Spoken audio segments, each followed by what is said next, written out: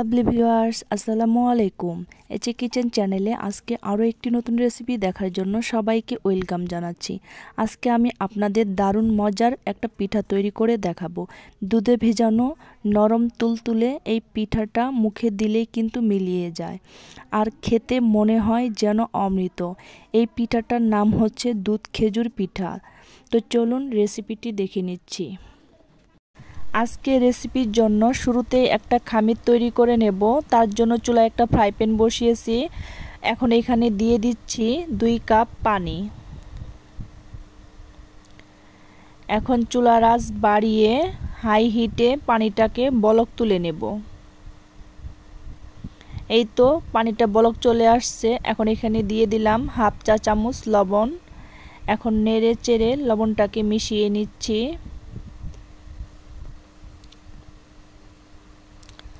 এখন এখানে দিয়ে দেব 2 কাপ আটা। আপনারা চাইলে ময়দা দিয়েও এই রেসিপিটা তৈরি করতে পারবেন। এখন আটা দিয়ে সাথে সাথে ভালো করে নেড়ে চেড়ে দেব। আটা দিয়ে সাথে সাথে এভাবে লাড়তে হবে যাতে করে ভিতরে কোনো দলা পেকে না থাকে। লাড়তে লাড়তে এক পর্যায়ে দেখবেন আটাগুলো সেদ্ধ হয়ে গেছে, তখন চুলাটা বন্ধ করে দিতে হবে। ভালো করে সেদ্ধ হয়ে গেছে। এখন 5 মিনিট এভাবেই রেখে দেব। এখন একটা বাটিতে একটি মুরগির ডিম ভেঙে নিচ্ছি।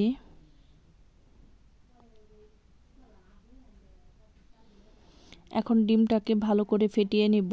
এখানে কোনো লবণ দেওয়ার প্রয়োজন নেই, শুধু ডিমটাকেই ভালো করে ফেটিয়ে নিচ্ছি।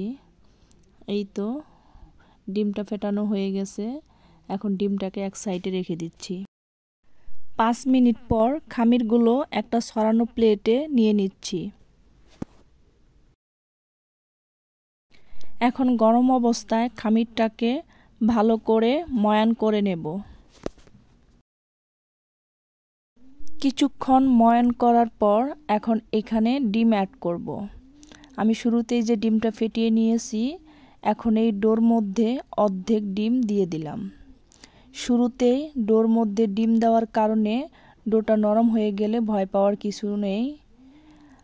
কিছুক্ষণ ময়ান করার পর ডোটা ভালো করে তৈরি হয়ে যাবে। ডিম দিয়ে ময়ান করে নিলাম। এখন এখানে দিয়ে দিচ্ছি 1 চা চামচ ঘি। তবে আপনাদের হাতের কাছে ঘি না থাকলে আপনারা এখানে তেল ব্যবহার করতে পারবেন। এখন ঘিটা দিয়ে ভালো করে সফট ময়ান করে নিতে হবে। ময়ানটা যত সফট হবে পিঠাটা তত ভালো হবে। তো এই দেখুন আমি সফট একটা ডো তৈরি করে নিয়েছি। এই ডোটা যত সফট হবে পিঠাটাও তত সফট হবে। তো এখন এই ডো দিয়ে আমি পিঠা তৈরি করে নেব। এখন এই ডো থেকে আমি একটু ডো নিয়ে নিচ্ছি আর বাকি ডোটুকু সাইডে রেখে দিচ্ছি। এখন এই ডোটাকে হাত দিয়ে চেপে চেপে তারপর হাতের তালু দিয়ে এভাবে গোল করে নিচ্ছি। এখন এভাবে লম্বা লম্বা করে নেব। পিঠার ডিজাইন করার জন্য আমি এখানে একটা পিঠা ভাজার চামচ নিয়েছি। এই পিঠা তৈরি করা খুবই সহজ। আমি আপনাদেরকে কয়েকটি বানিয়ে দেখাচ্ছি। এখন এখান থেকে ডো নিয়ে ডোটাকে চামচের উপর এভাবে হাত দিয়ে প্রেস করে নিচ্ছি। প্রেস করা হয়ে গেলে এখন এক সাইড থেকে পিঠাটাকে তুলে নিচ্ছি। এভাবে ঘুরিয়ে ঘুরিয়ে পিঠাটাকে তুলে নিলাম। তো এই দেখুন কি সুন্দর ডিজাইন হয়ে গেল। আমি আরও একটি তৈরি করে দেখাচ্ছি আপনাদেরকে। আমি এখানে ছোট ছোট করে বানিয়ে নিচ্ছি। আপনারা চাইলে এর চেয়ে বড় বড় করে বানিয়ে নিতে পারবেন। তো আমি এভাবে সবগুলো পিঠা বানিয়ে নিচ্ছি। এই দেখুন আমি সবগুলো পিঠা বানিয়ে নিয়েছি। আমি এখানে পিঠাগুলো ছোট ছোট করে বানিয়েছি, তাই অনেকটি দেখাচ্ছে। তো এখন পিঠাগুলো ভেজে নেব। পিঠাগুলো ভাজার জন্য ফ্রাই প্যানে পরিমাণ মতো তেল দিয়েছি। তেলটাকে ভালো করে গরম করে নিতে হবে। এখন একে একে পিঠাগুলো তেলে দিয়ে দিচ্ছি।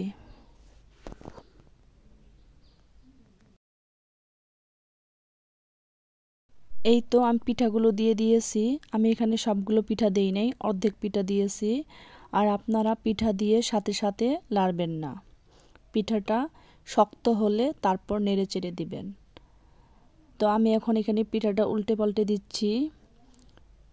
এভাবে উল্টে পাল্টে পিঠাটাকে গোল্ডেন কালার করে ভেজে নিচ্ছি।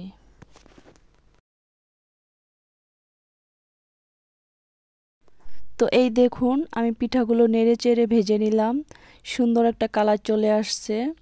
এখন আমি তেল ঝরিয়ে পিঠাগুলো তুলে নিচ্ছি।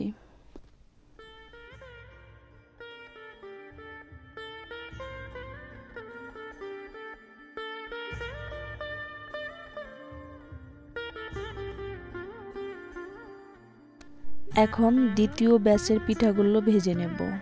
তার জন্য একে একে পিঠাগুলো তেলে দিয়ে দিচ্ছি। পিঠা দিয়ে সাথে সাথে লাড়ব না, পিঠা দিয়ে কিছুক্ষণ অপেক্ষা করব পিঠাটা শক্ত হওয়ার জন্য। পিঠাটা শক্ত হয়ে গেলে তারপর ভালো করে নেড়ে চেড়ে সুন্দর একটা কালার আসার জন্য অপেক্ষা করব। এই তো নেড়ে চেড়ে ভেজে নিলাম, সুন্দর একটা কালার চলে এসেছে। এখন পিঠাগুলো তেল ঝরিয়ে তুলে নিচ্ছি।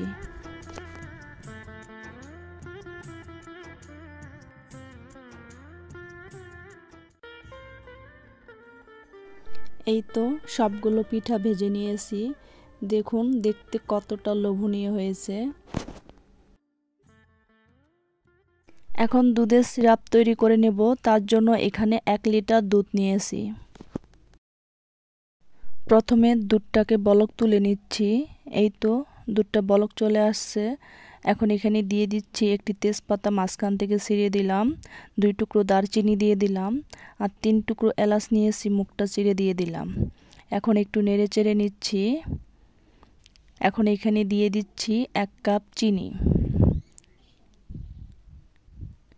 তো যারা মিষ্টিতে লবণ খান তারা সামান্য লবণ দিয়ে দিতে পারেন। এখন নেড়ে চেড়ে চুলার আঁচটা মিডিয়াম আঁচে 5 মিনিট জাল করে নেব, এতে চিনিটাও গলে যাবে। এই তো দুধটাকে 5 মিনিট জাল করে নিলাম। এখন চুলাটা বন্ধ করে দেব। দুধের যে মশলাগুলো দিয়েছি এখন সেই মশলাগুলো তুলে ফেলে দিচ্ছি। এখন এই দুধের মধ্যে পিঠাগুলো দিয়ে দিচ্ছি। এই পিঠাগুলো 4 থেকে 5 ঘন্টা ভিজিয়ে রাখব। আপনারা চাইলে সারা রাত পিঠাটাকে ভিজিয়ে রাখতে পারেন, সকালবেলা পরিবেশন করবেন। তো আমি এখন 4 থেকে 5 ঘন্টা পিঠাটাকে ভিজিয়ে রাখছি। ফিরে এলাম 4 ঘন্টা পর। 4 ঘন্টা পর পিঠাগুলো দেখুন দুধে ভিজে পিঠাগুলো ফুলে উঠেছে, আর দেখতে কতটা লোভনীয় লাগছে। আমি কয়েকটা পিঠা প্লেটে তুলে নিয়েছি। তো দেখুন পিঠাটা কতটা নরম হয়েছে, একদম তুলোর মতো নরম হয়ে গেছে। খেতেও কিন্তু দারুণ হয়েছে। তো আসছে শীতে এই পিঠাটা আপনারা বাসায় তৈরি করবেন, দেখবেন সবাই খুব পছন্দ করবে। তো আজকে এই পর্যন্তই। রেসিপিটি ভালো লাগলে লাইক কমেন্ট শেয়ার করবেন, আর এরকম সহজ সহজ রেসিপি পেতে আমার চ্যানেলটিকে সাবস্ক্রাইব করে চ্যানেলটির পাশেই থাকবেন। ধন্যবাদ সবাইকে এতক্ষণ আমার ভিডিওটি দেখার জন্য। আজকের মতো এখানেই বিদায় নিচ্ছি। আল্লাহ হাফেজ।